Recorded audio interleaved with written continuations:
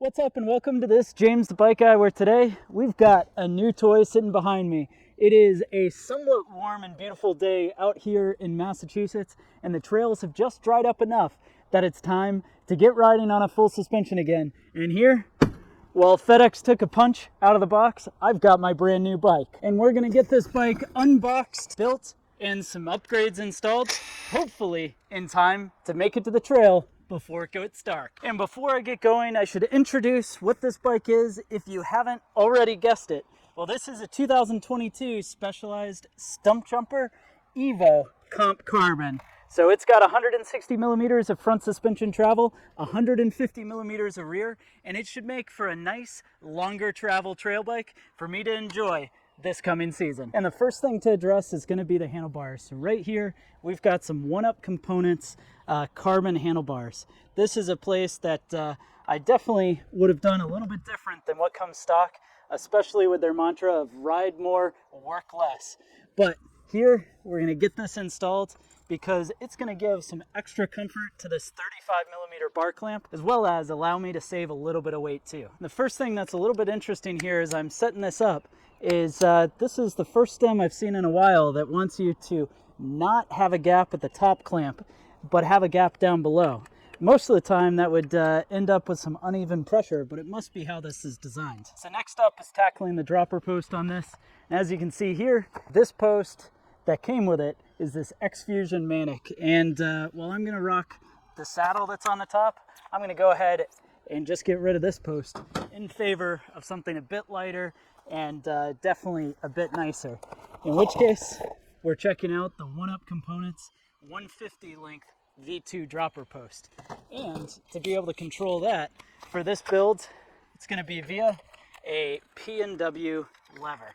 Now this lever is pretty sweet because it's going to go straight with the matchmaker stuff on the handlebar, and it's got a nice little black thumb pad. Got to change out both the tires as well as the wheels. So these Eliminator tires and the Butcher up front are really great, but they're actually not what I want to run on this bike, because I feel like she's going to look a lot better with some tan walls from my old Stumpy. And these Covey Pro wheels are not the ones that are going to forever stay on it. However, the ones I have on order haven't quite arrived, and these will do to get it riding.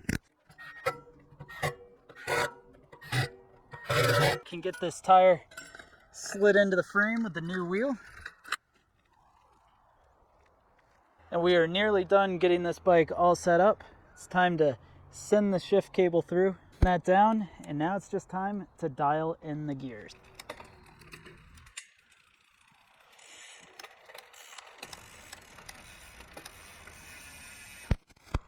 And now it's just the final touches, clipping off the cable, getting some pedals installed, and then it's time to ride.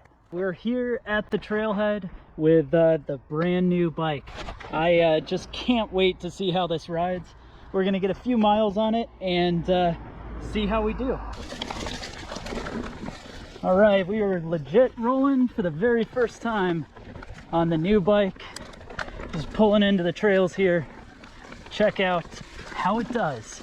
And needless to say, I'm quite excited. So let's see what this new bike is all about. All right.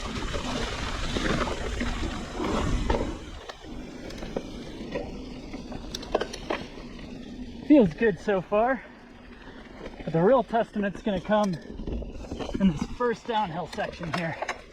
This is always where you really get the chance to start feeling out how the bike's riding. Definitely pedals up that hill spunky enough.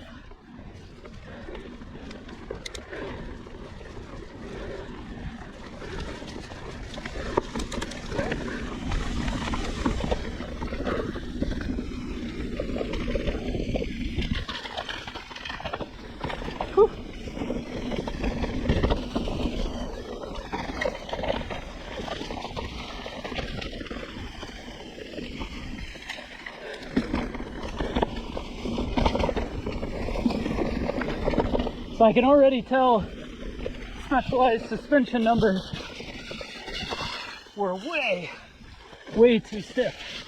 This feels like I'm getting jostled around. So we'll have to bring down the shock pressure just a little. Whew. A little more wet than I was expecting.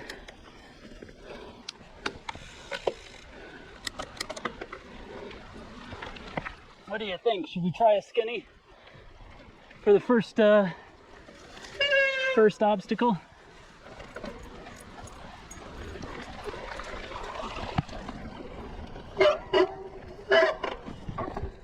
Whew! Totally scared myself out of that one. 100% possible, but I did not do it.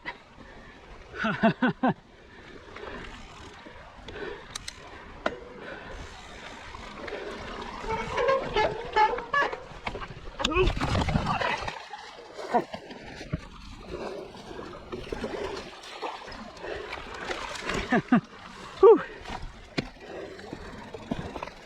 Psyched myself out on that one. Woo. Thought that would never go down. Now, for some reason, I get super sketched out on that one over there. Brakes are noisy. I think that's because they're not quite bedded in. Woo. What fun. What fun. Now this is no skinnier or no wider than that skinny back there. There's something about when you're just about to go up and there's nothing on the side that can really throw off your mental acuity. Woo! Ah, that was fun.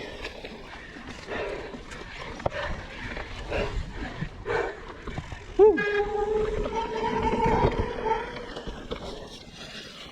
So I've got a few miles on the bike so far and it's been feeling pretty good, but the front shock is definitely way too stiff.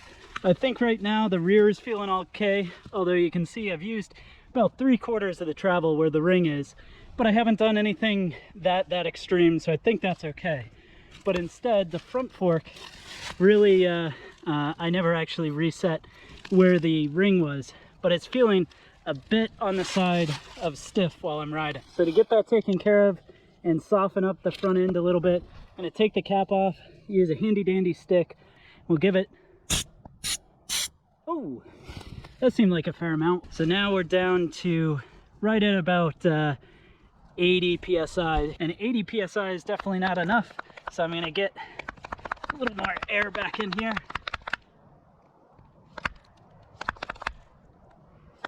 There we go. We'll start off right at about 100 psi. So we got that cap back on, and now we're good to try. And if you want more tips on what to do when setting up your bike for a first ride, or even after you've done a major upgrade, I've got a link just above to my top 5 things that I do with a new bike, which I'm going to do through the course of this ride, but not going to bore you in this video. Hit that one instead. So getting up this climb here, I started the video just a little ways into it, but I'm surprised at how sprightly the bike feels for a Horse Link FSR bike. Sure does feel pretty good. And as we get up to the top, whew, feeling awesome. And this is where the bike's gonna shine. How nice is that? There we go. Here we are on a nice smooth section of trail, and I gotta commend just how small a big bike is able to feel. Aside from the front end being a little bit sloppy right now, this bike is feeling great. And so, like here, we'll go through some real chunky stuff.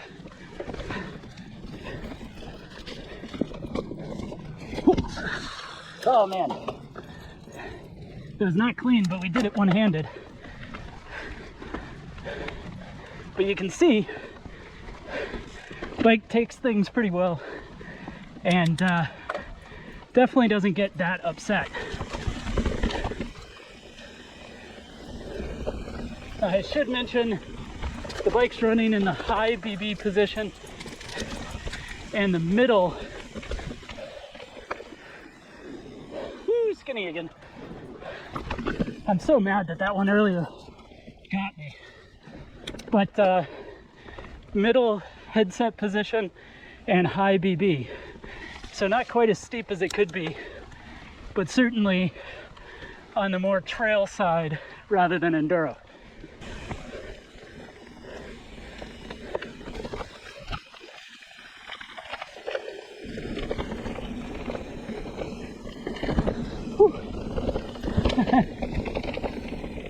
Yeah.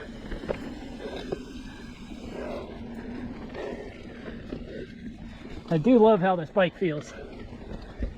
Up here is one of my favorite sections of this trail network.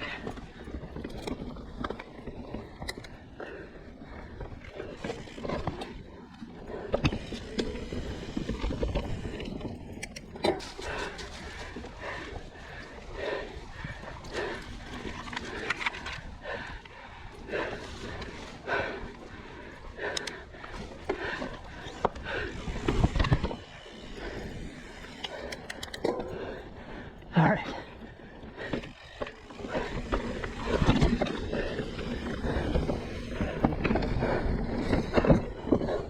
Yeah.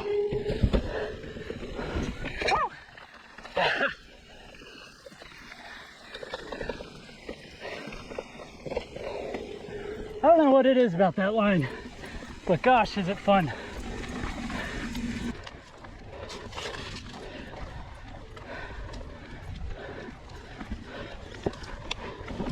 There we go.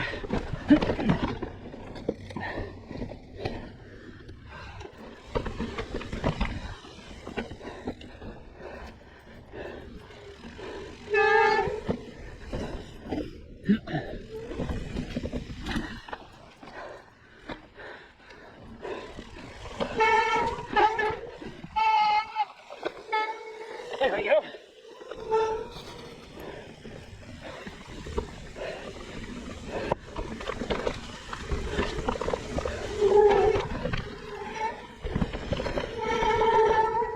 I'm going super slow right now because the rear brake is basically non-functional. Yeah, so look at this brake here. So right now I've got it all the way out. There's no play, so the reach adjustment is out. To give you perspective, the other side, it can go forward because I don't have the reach adjust. And that's with the brake set. You can see how far back it goes. Now if I do that on this side, it goes all the way to the end of the lever point. Now I know it looks like it's not touching the bar, and that's because it's not, but it literally is at a mechanical stop. So don't know what's going on, but that is just such a bummer. Maybe I'll do it myself. Maybe I'll take it back to the bike shop and have them do it. I don't know yet, but it's a shame because I've had the codes before and I really liked them, but this rear one, bleh. Oh well. It's like it lost all its bleed somehow.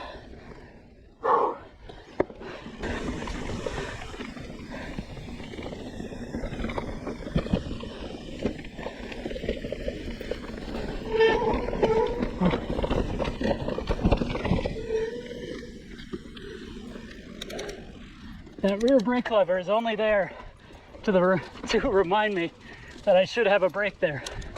And we are back to the car back there, and the trail is done for riding the Stumpjumper Evo today. And let me tell you, I'm pretty happy with this bike. You know, I was worried that it was going to feel, you know, really big compared to the previous Stumpjumper that I had. And you definitely notice the wheelbase a bit more. It definitely is a little bit floppier in the front end, but otherwise I was pretty impressed with how well it pedaled and how well it maneuvered, even in some of the more, you know, cautious style trails today. I'm nursing a back injury at the moment, so I really wasn't going that hard at it, and I was happy that the bike still played pretty well at slower speeds. Because the thing is, as bikes get slacker, the faster you have to go for them to be fun. Well anyways, only two things really stick out as a problem on this bike. First, that rear brake, I still don't know what's going on there. There's an olive underneath here with a little bolt that you typically have to torque down. Sometimes those are not all the way torqued to the factory, and so it can introduce some air, but you know, that brake is just not feeling as well as it could. As well as I found out that this thing loves to bash pedals. But aside from that, super pleased with the first journey out here. I'd love to know your thoughts down below. Let me know what you think about the bike. What should I change up? You know, anything you would have done different, those sort of things. And I can't wait to see you in the next video.